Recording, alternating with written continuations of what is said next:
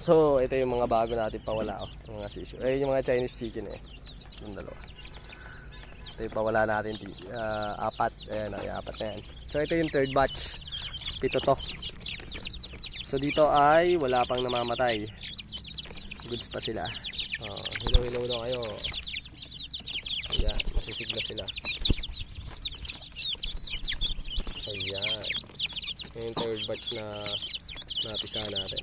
Ayan o. Uy, masisigla lahat sila yun. Ganda.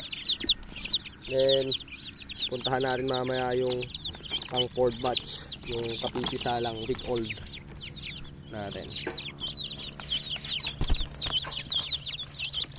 Ayan sila o. Ito yung bagong pawala o.